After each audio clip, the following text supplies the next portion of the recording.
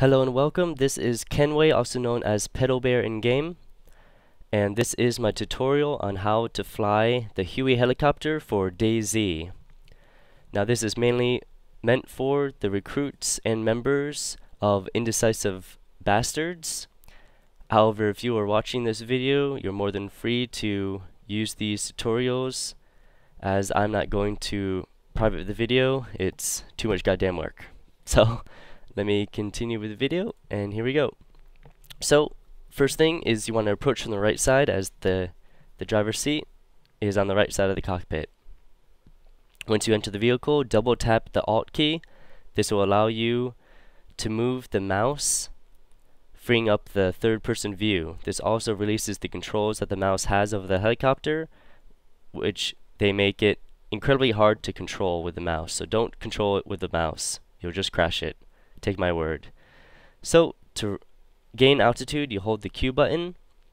Once you get above 50 meters from the ground, you're free to move. I would not recommend moving it until you reach a higher altitude than 50, since the controls are very sensitive, and when you're first starting off, you're not going to be able to control your helicopter that well, and you can crash it very easily. Now gain your altitude to 100 meters for this exercise, and head to either the top or the bottom of the airstrip. Now controlling the helicopter is done with the WASD keys, and Z is used to descend. Now as you bank around the side, head down the middle of the runway, and try to determine where you want to land and aim for that spot. Right now, I'm aiming for when that road connects to the airstrip. As I decline, I'm looking from the right and the left of the aircraft so I can see how fast I'm descending, as there is no meter that declares how fast your descent is. And if you descend too fast, that also has a high potential to destroy your helicopter or damage the engine. As you touch down, as you saw, I touched down and took off right away. You want to touch down going 20 to 30 kilometers per hour, and as soon as you touch down, start gaining altitude to 100 meters again, and circle around in a figure 8 formation. Now as you get to the south side of the airstrip, bank around and do the same thing as you did before, where you decrease your altitude as you're approaching your landing position. Right now I'm aiming for when the road connects to the airstrip once more. So I start to decelerate my speed forward, and I'm lowering my altitude as well as I approach my landing destination. So as I come down, I keep a speed of between 20 to 30 kilometers per hour. I touch down nice and easy, and then I pick up. Continue these figure eights until you are very good and feel confident at landing. Flying in-game is a bit more stressful, so make sure that you get these training exercises down. Now here's an example of how it looks like when you're taking off the aircraft and you haven't double tapped the Alt key. As you move your mouse right to left, your position stays behind the helicopter, and the helicopter grinds on the ground. Now if you take off this way, as you see, I double tapped the Alt key so that I can freely maneuver around the helicopter using my mouse key, and I'm not positioned directly behind it. Now once you've gotten bored of the previous exercises, or if you have become an expert in them, here is another step above those.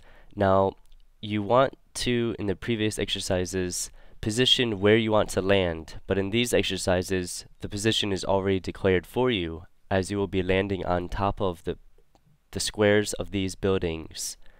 I will demonstrate soon.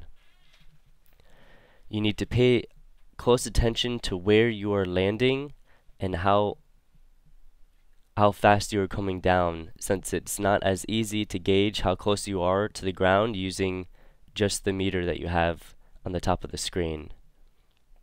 These are still considered the figure 8 Chinese fire drills, except your position is predetermined.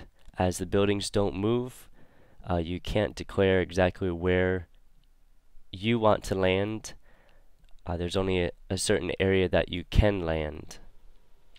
Now as you see, I'm circling back around, approaching the same building that I landed on before.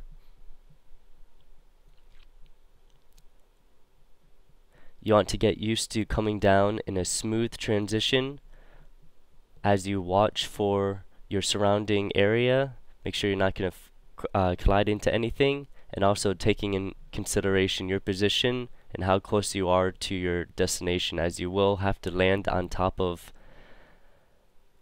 non-flat areas.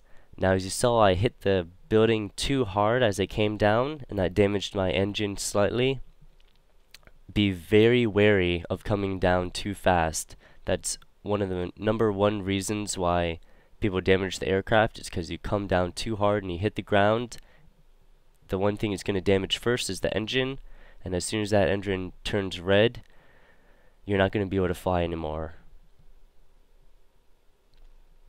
The second building is the same as before.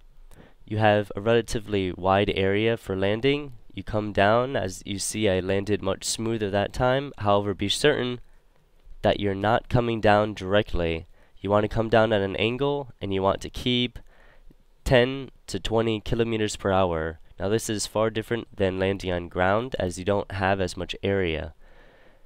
On ground, on open ground, you can land going 20-30 kilometers per hour. Don't go much faster than that. However, when you're landing on top of a roof, try to keep it to 10 to 15 kilometers per hour. Now this is the last building that you should be landing on in your figure 8, and possibly one of the hardest, as on two sides it is covered by tree line. When you're approaching this building, make caution that you're not going to slide too far into the trees, or that you don't clip them on the way down. As you see, I'm still maintaining a speed as I glide on the ground slightly. This is what you want to do, as you don't want to come directly down on top of the building. You want to come in from an angle. That is the point of these fire drills. Now I did stop to demonstrate the point that I was sliding slightly. However, if you were to do this in your run, I would expect you to follow through and climb up immediately after touching down. This concludes the training exercises for this tutorial. It will take about 100 runs of each exercise for you to become a great pilot in game.